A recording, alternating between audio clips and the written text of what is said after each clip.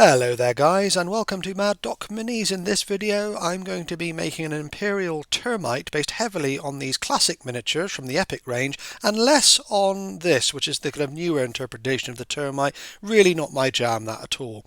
So I start off with this G.I. Joe Rise of Cobra toy from 2009, and that's going to be the basis for my Termite.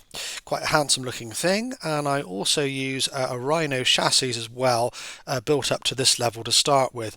I've got some components from my bits box, an old kind of toy crane and some construction toys, and I set about thinking about how to make the deployment system, the deployment ramp or arm or whatever you want to call it.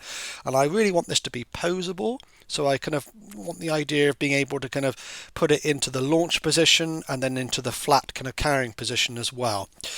I realise that in order to do that I'm going to have to tidy up the bottom of the Termite, so I clip off any kind of details or sticky out pieces from the bottom of the toy with some hobby snips, and then give that a good file over or sand down on the underneath as well, just to make it nice and flush, and this is going to allow it to sit nicely on top of that deployment system. There you are, lovely. But it does need to be held on there more securely.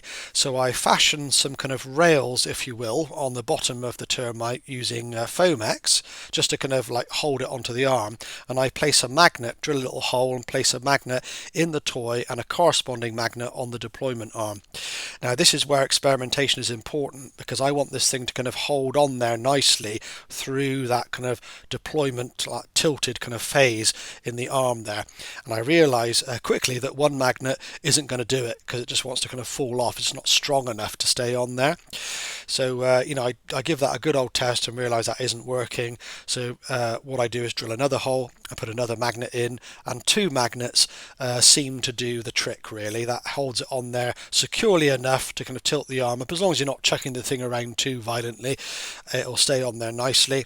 And I do want it to be, of course, removable, which is the whole point of magnetizing it. So there you are, and I build up the Rhino a little bit more and quickly realise it's not working. I try and build like a cab out the side, it just looks stupid. So I decide that I need a larger base for this model and use this kit that I got for my birthday a little while back, and I haven't built it yet, so I thought, well, let's use it. So I build up the treads on that Sicarian miniature, and I quickly realise here that it's going to need to be quite a bit wider as well. So I want the idea of a kind of an offset kind of crew compartment or cab to one side there.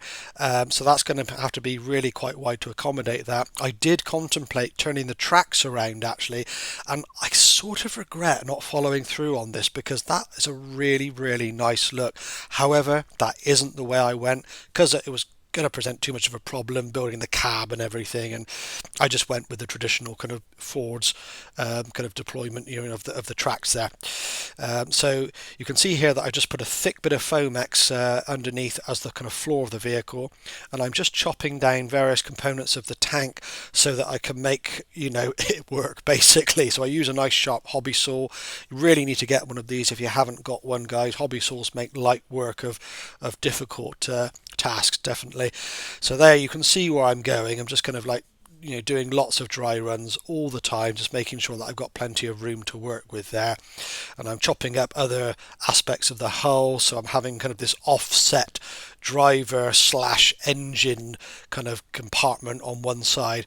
Then I make a very crude silhouette from Foamex that I'm going to stick on the side of that cab. This is very roughly done and is going to offend some of you. Sorry, it is rough and ready on this channel. Mad Doc Minis, after all. You could do a much more fine job than me.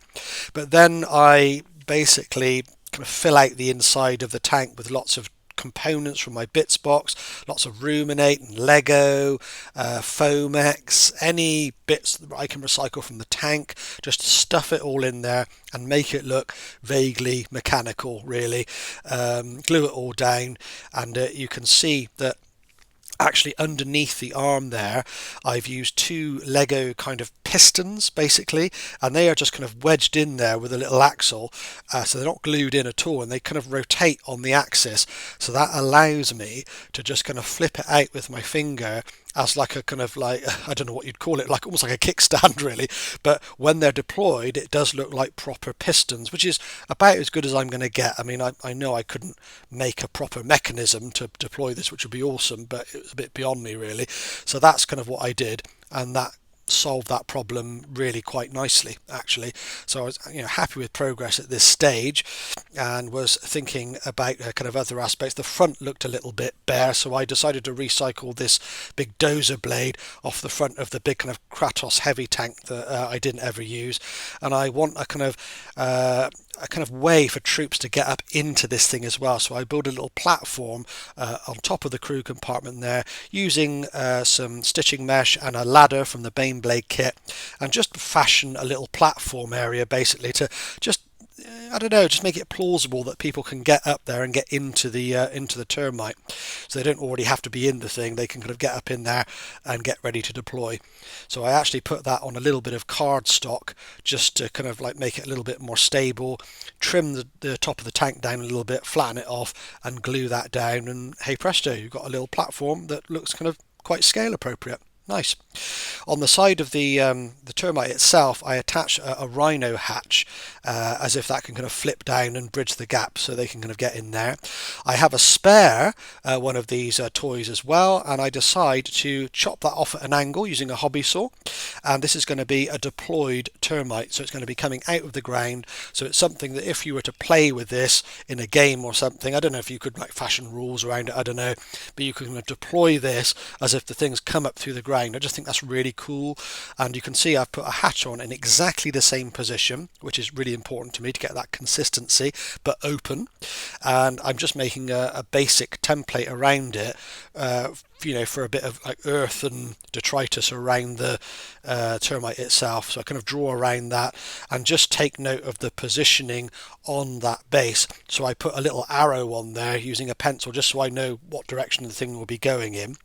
And from there I just cut it out and kind of bevel the edges down a little bit, so we've got that nice kind of, it's not too sharp an edge on it. It looks quite natural when you put it down on the tabletop.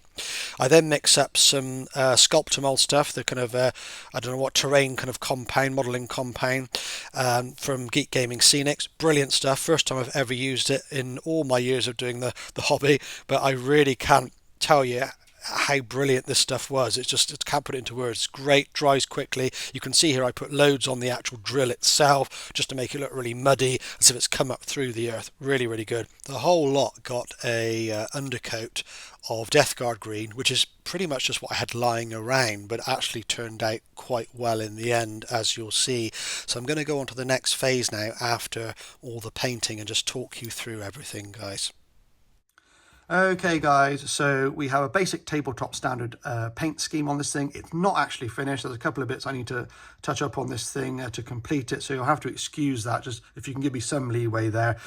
So I didn't cover the painting in depth in the main video because I think actually doing that tends to hurt my video, so I don't think I'm going to do too much of that anymore, but I will discuss with you a couple of things. The green was achieved by using Death Guard spray with, forgive me for the pronunciation, is it Biel-Tan or Biel-Tan green over the top, that wash, green wash. That was the older wash in the big tall bottle. I don't know if that makes a difference, but that's the one I used all the way over this thing, and that got me quite close to the green in the kind of like the source material, so I'm quite happy with that, and that was quite easily achieved.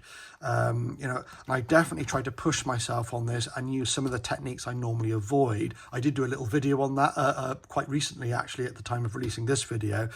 I'll put a link to that in the video description, but it's like 10 things or 10 techniques I don't use in Warhammer.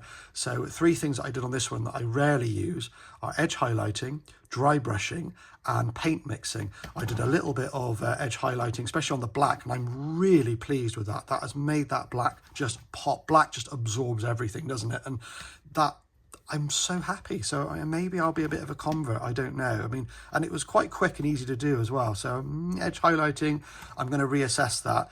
I'm just aware that I did that video, I sounded like a bit of a miserable old git, so I decided to, re-examine some of these techniques. I did a little bit of edge highlighting on the tank in places as well with a lighter green. I did a little bit of paint mixing, especially on the blue here, to get the lighter blue, because this is not something I really want to replicate. This is a one-off build. I felt kind of safe in doing that. Yeah, and dry brushing I actually did on the other model, the one that with the termite comes up through the earth, which I'll show you in a second. But yeah, posing's pretty good on this thing, very easy, tilts up, holds in place with the magnets pretty well. If you're too rough with it, it will catapult off, but I don't intend on being rough with it. And a little flip out with these Lego pistons, they sit nicely in those little receivers there, and I think that's an acceptable looking thing. I would have liked a proper mechanism, but it wasn't really achievable for me. So there you go. So put that to one side. We've got the one coming up through the earth, exactly the same model or toy, and like little things like the hatch is in exactly the same position. Things like that are quite important to me. Now I know that's probably a bit unrealistic. They probably have multiple hatches where they can get out from, but I didn't do that basically. So there you go, that's that. Geek Gaming Sculptamold stuff, the kind of what is it, the modeling compound, really good. First time I've ever used that stuff in 30 years in the hobby as well. And yeah, really pleased with the outcome. Can't recommend it highly enough. Dries quickly, does exactly what you want it to do. Get some. If you make terrain, guys, get some. It is fairly cheap and brilliant. And yeah, I should definitely be using it again. I didn't smooth mine out too much because I thought it actually looked quite good as it was for the kind of earth effect. And I actually put all the way over this as well. I mean, you saw me doing that in the main video, so I won't waffle on too much about that. Dry brushing, I dry brushed, which is the technique I don't normally use, all over the kind of earth here. And I was quite pleased with that, all over this to make it look nice and dusty. So there you go. I'm trying to make an effort and use some of these techniques. People use them for a reason, and I get it. I just don't tend to. And I'm quite pleased with the effects. I don't normally like the effects of dry brushing, but I think it looks good here. I think it looks okay. So I also threw together some kind of Imperial inspired squats, not Votan, definitely not Votan, squats, guys. Votan, I just don't like all this IP stuff. It's silly to me, but so I like the idea of squats, and I like the idea of them working closely with the Imperium.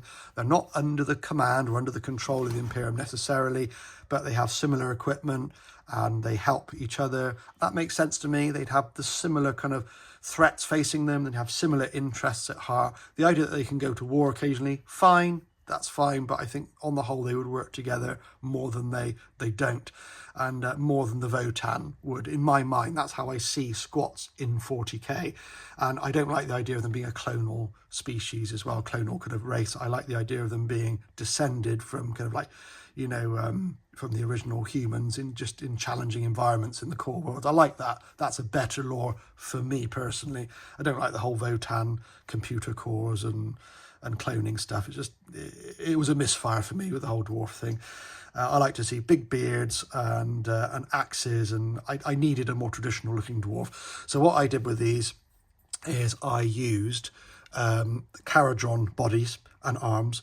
I cut the pistols off and put bolt pistols on from the kind of firstborn Marines there, and the heads are from the Atlantic War Games kind of space tours. I forget their name, funny name, but they were perfect for what I was after. So I introduced a little bit of colour on the shoulder guards there and on the helmets, and I'm really happy. I kept to a similar palette all the way through, which keeps it nice and cohesive, and I think squats or dwarves are perfectly suited for this piece of equipment. The idea of going underground, mining, I don't know, it just fits for me. So there you go, guys. I will put this up on a rotating platform for you so you can get a better look. Please remember, not completed paint-wise. There's definitely little chips that I need to sort out in the building process that happened here and bits I haven't finished. So just bear that in mind. But I'm keen to kind of get this video out there to show you and let me know what you guys think. If you've enjoyed the content, please consider liking and sharing. It really does help the channel to grow. And if you're not already subscribed, consider giving us a sub. I'd love to have you aboard. I'm a small channel, so every subscription makes a difference to me at this stage. So thanks ever so much for the support, guys, and I will catch you in a future vid. In the meantime, have a closer look at these on the rotating platform. Cheers.